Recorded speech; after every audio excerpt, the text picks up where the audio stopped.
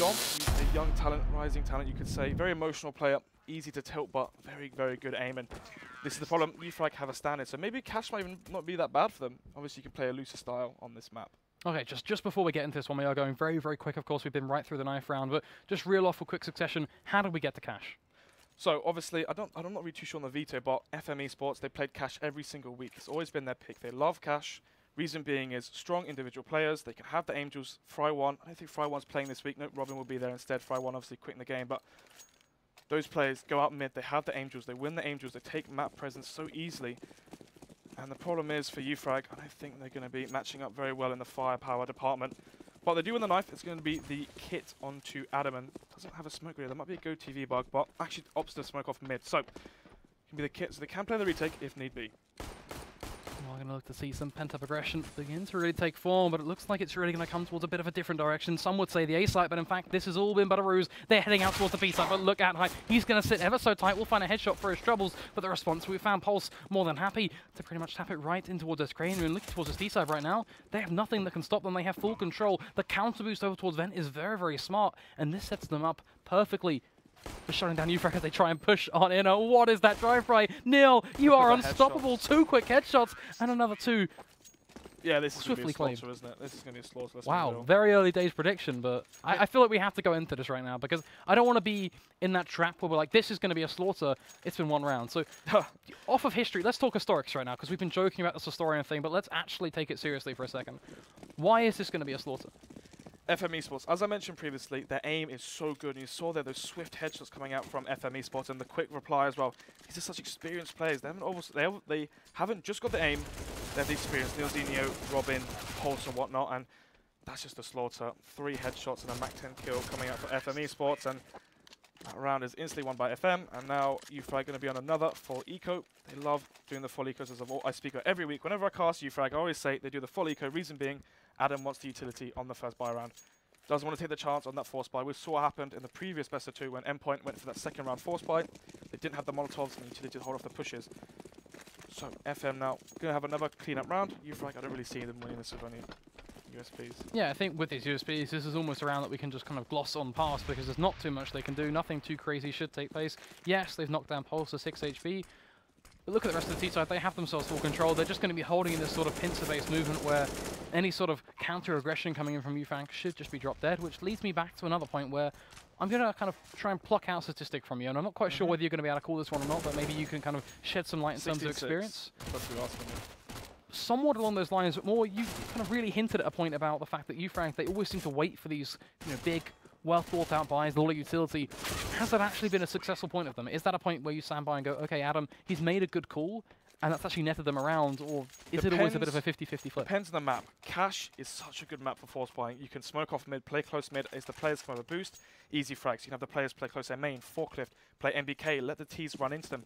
B, you can play where we saw Hype there in the previous round, playing towards that Lumju spot and getting the close range duels, but instead they forfeit the round, and because they've saved, they've got 2 AWPs, and Hype usually pushes B. When Hype has the AWP at B, he slowly pushes it.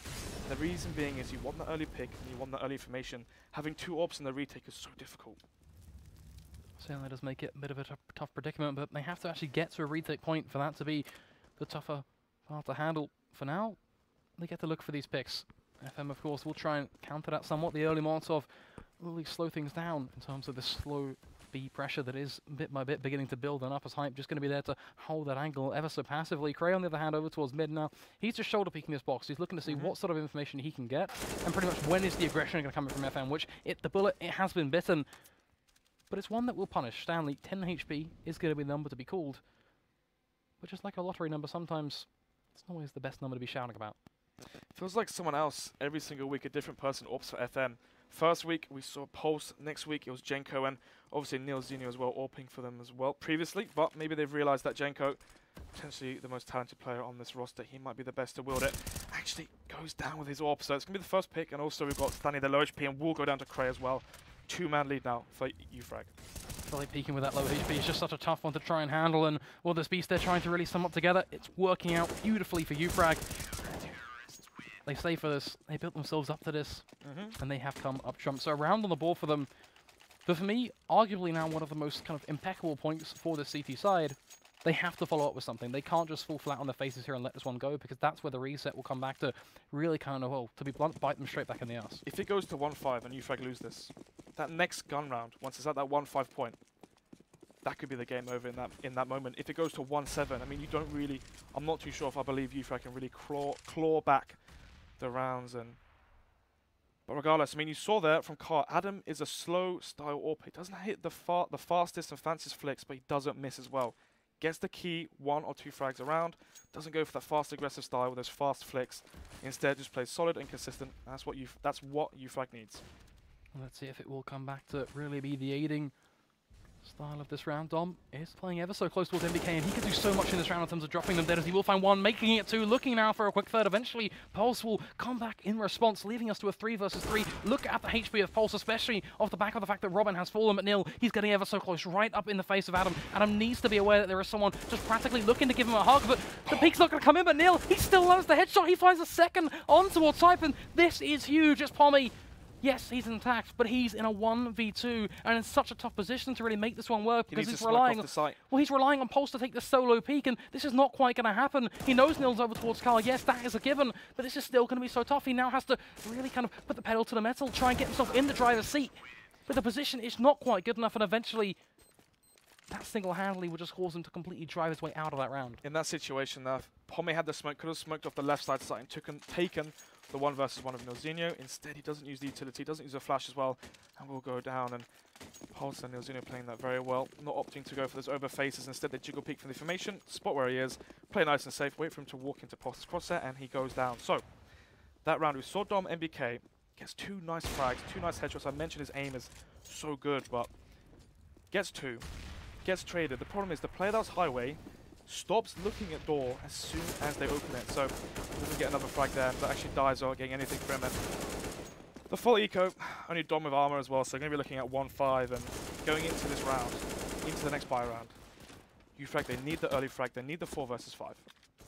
Hey, you alluded to this just a while ago when we were discussing kind of even the prospect of this happening. Of course, Stanley finishing off with a bit of, well, extra style, I guess you can say, with the wallbang towards the end of that.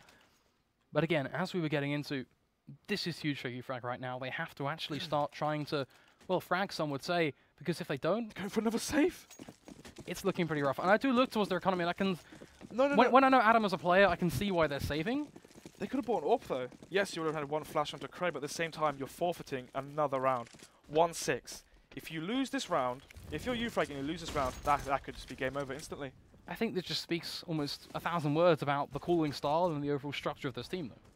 So I completely agree with you that this is a misplay in itself, and they have to really make this one work, especially off the back of the fact that they're given so many repeaks with this Deagle, which will net them that frag. But in the same regard, it is going to be that 1-4 trade. Stanley in the perfect spot to have an impact over towards mid, and that leaves Adam in a bit of a tough one, but we'll net the frag on towards Stanley. Stanley just unable to do what we almost expected of him, which arguably opens this one up. Yeah, no kits though, so they will try and get those guns, retrieve those weapons, play for X's, try to take some guns up FM's side. The problem is that FM's economy looking pretty sharp, so not really know the world if they lose an AK here or there. 1-6 will be the scoreline. Actually, there's a little bit of time left, but that frag onto height there pretty much seals the deal, and another headshot as well from Robin. So 1-6. If uFrag lose this, it's going to be 1-8, or sorry, worse than that, maybe even 1-9, and at that point, you've already got 9 rounds for FM. That could be game over, and they're playing the single AWP setup. Will Adam stick towards mid? He always plays mid with the AWP. He always plays towards connector, sandbags, watches boost. It's so easy to understand. Yeah, it's almost kind of textbook at this point, and with that kind of, well, lesser edition of no armor. Why double save? Now I am pleasantly surprised, and I could not flat out just confused. Some of these things, they just don't quite make sense. Perhaps they can justify themselves after, but for now, this is looking like a clear-cut shambles. We need to see someone really take control of this one, just grab this round by the reins, and we'll see if they can at least bring something much prettier to the table.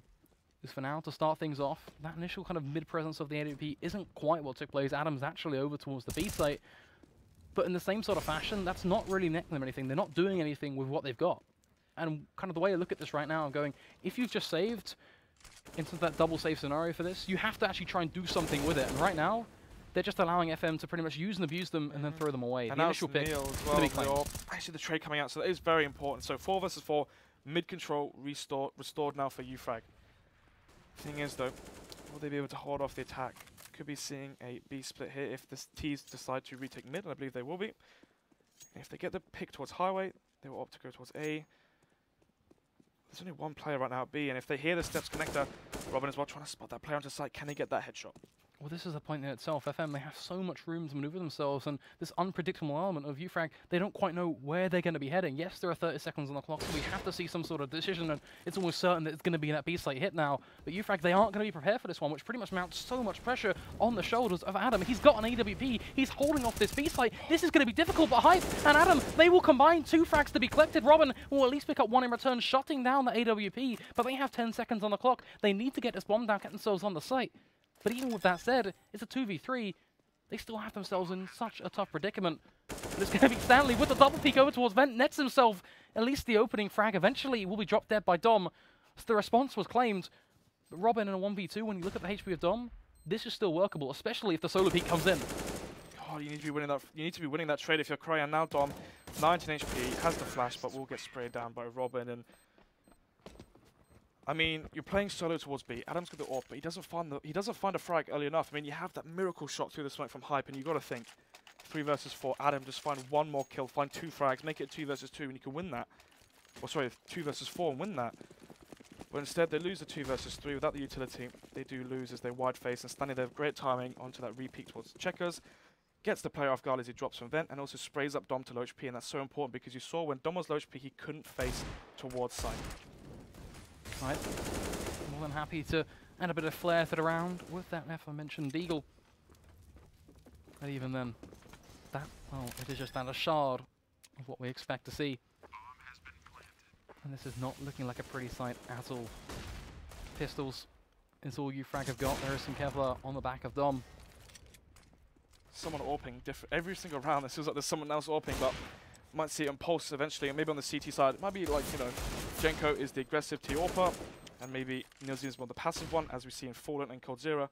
Cold Zero being the aggressive AWPer, Fallen being the more passive one. And depending on the strat and how you want to play the round, I mean, when you're versus an eco, you don't want the aggression. You don't want the aggressive AWPer. You want the passive AWPer to make those CTs with the pistols walk into a scope. So that could be the reason why.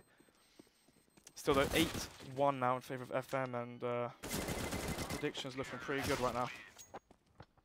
Yeah, I'm not gonna lie, you are certainly set to make that prediction.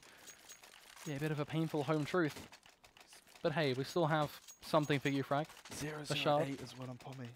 He's not exactly having the game of his life, but no. I'm looking towards this round. This is a round. Maybe we can see at least something, and I'm gonna be honest here. If we don't see a shred of hope from uFrag at all, they need 2 then frags pretty much on. every single round after this is going to be just us clenching at pretty dry straws, because once we get to 9, it gives FM just so much momentum. But Pommy, he gets himself on the board, the first frag that he's found in this matchup as he claims the life of Stanley.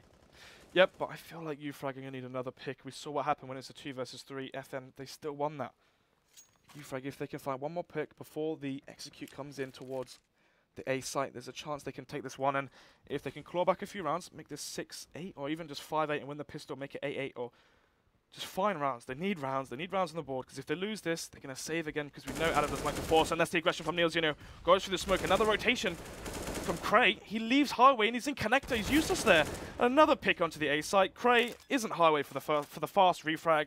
Instead, Neilzino gets the frag onto B, and that draws the rotation, and that 1-man difference, that could have been a 2-man sprayed on a 1-for-1 trade there from Cray, but instead he'll be in connector, he'll be saving, and uFrag, it's not looking too good.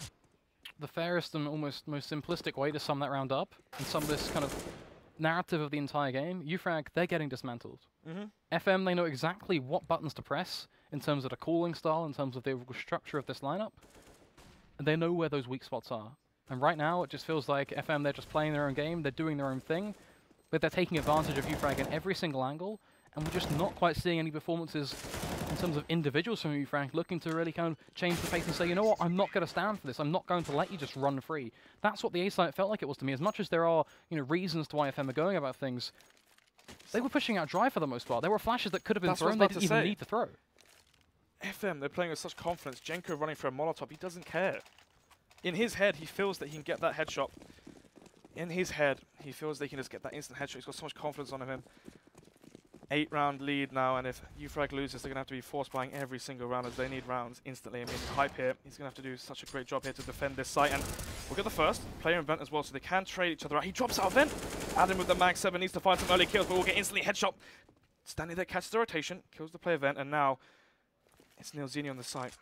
What But can it's just they going to make be a complete and utter sandwich again, because the Thieves, they retake through vent, then off the back of that they get themselves easy checker control because uFrag are too busy trying to deal with what's actually on the site. They don't quite have the manpower to check the ankles, then they're getting violated completely off the back of any sort of connector aggression. Cray just having no idea that connector has even been taken by the T side, and this leaves us back, all eyes towards Dom. Yes, he's getting himself back in vent, but he's in a 1v3. Yes, he has a kit, yes, he has some utility, but can someone please try and search for some more straws? He will find the opening pack on towards Jenko.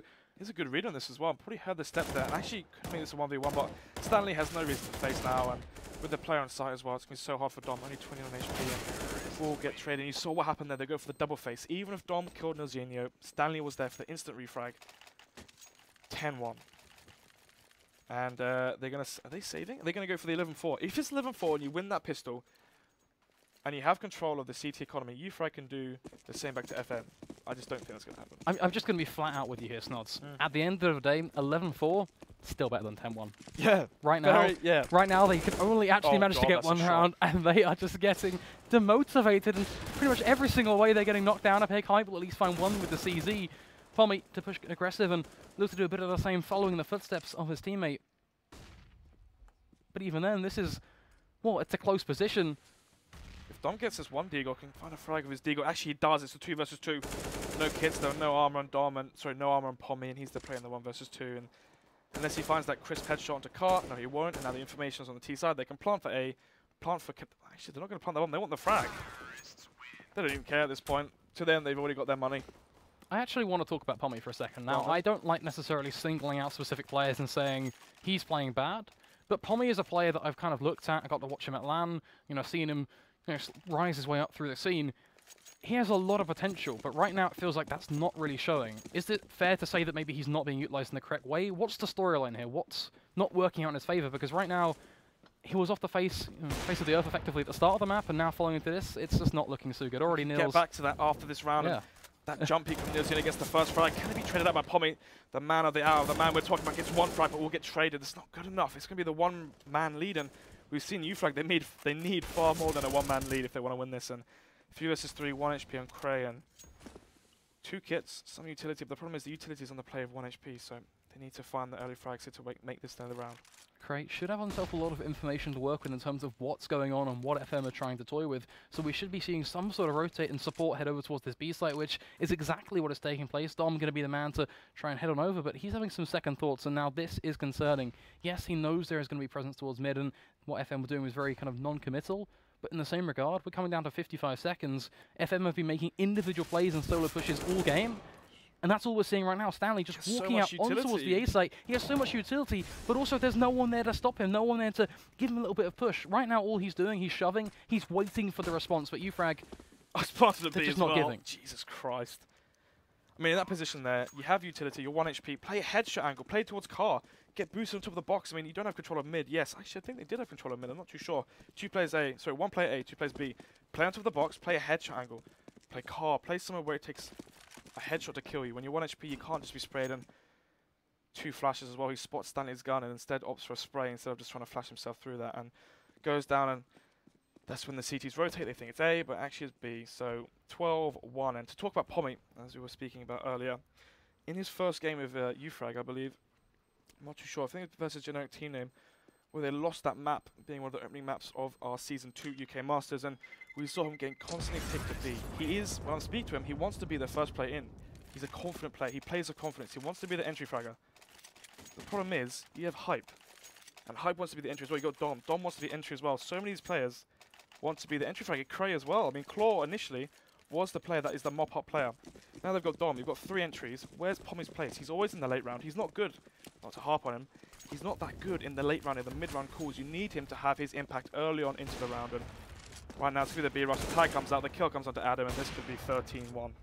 So much to talk about and just no time to fill it with at this point.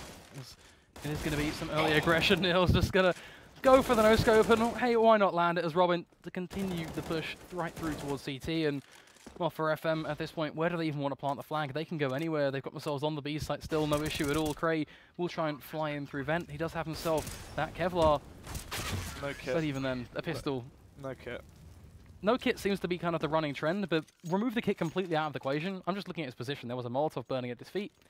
Oh, yeah, the angles are being held. There was nothing he could do either way, and that presents us now at a 13-1, where we're back to this point where I'm kind of looking at this and going, well, what can we talk about? Because we might as well just be talking. There's nothing, there's no flair to the way uFrag are playing. They're just getting nothing done. It's quite funny. Your face when I said 16-6, you were in shock, and I was like, just wait and see. I was expecting a 16-9. That was kind of my that was my go-to scoreline. The reason being is, uFrag are a team where they play so well as a unit when they have 5. We saw how good they were on train, their T-side train, and map where it's not about individual skill on the T-side, it's about playing as a unit, as well as overpass. They pick overpass, they're good on overpass. Another map where it's about team, or it's about team play.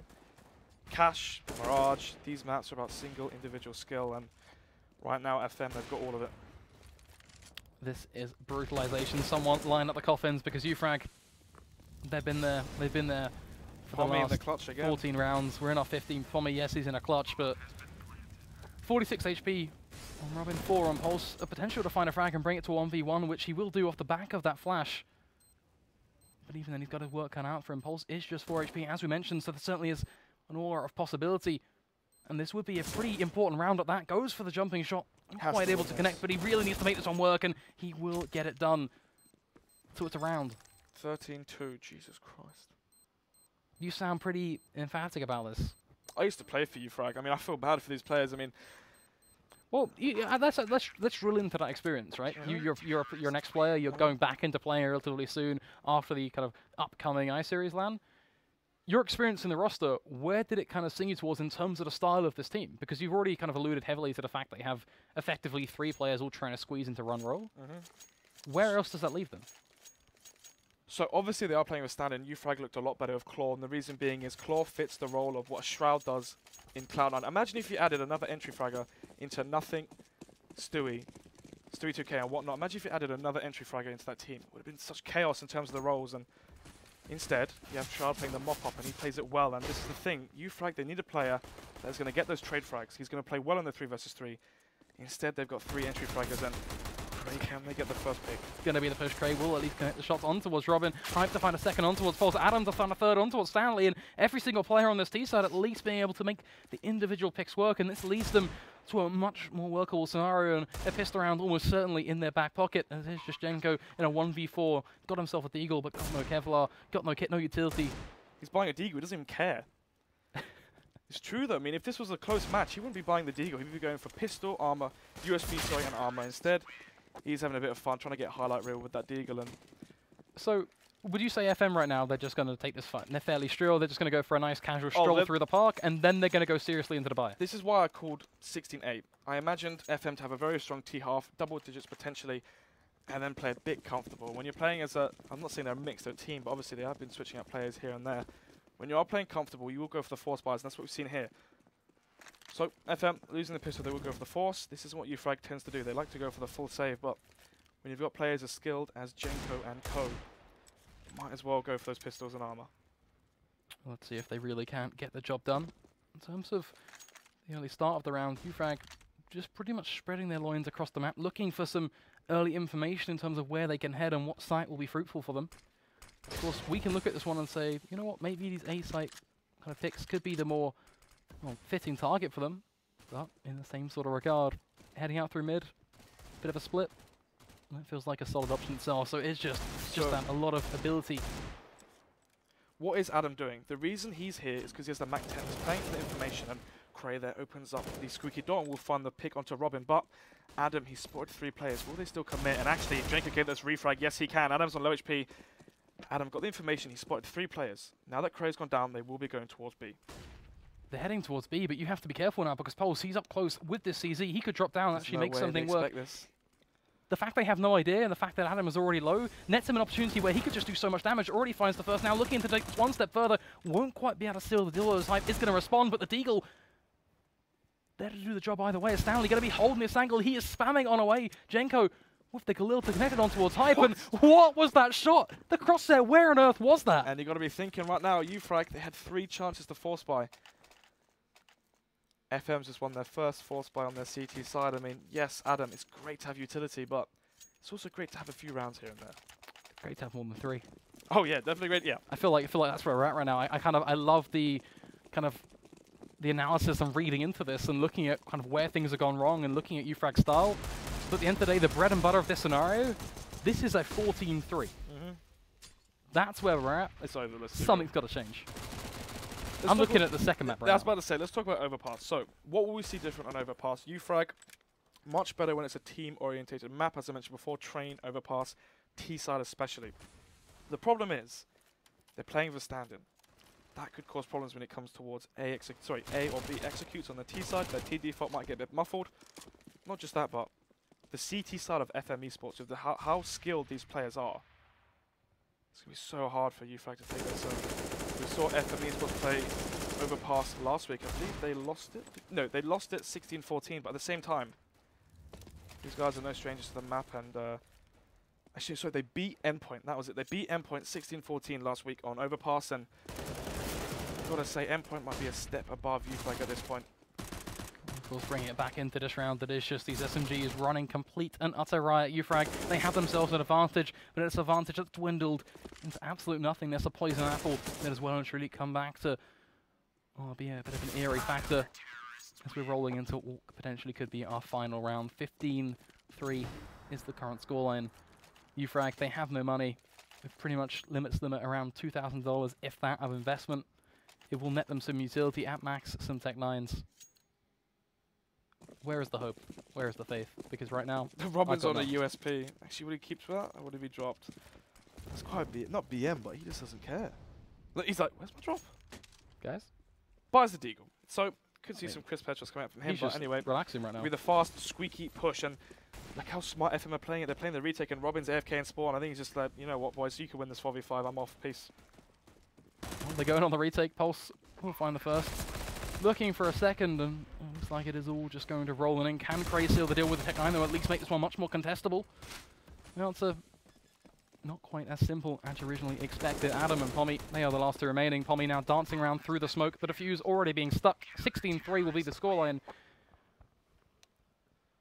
I'm not quite sure what is a fair and okay way to sum that one up. That felt like not a bloodbath. That wasn't even a slaughter. This is how I'm going to sum it up.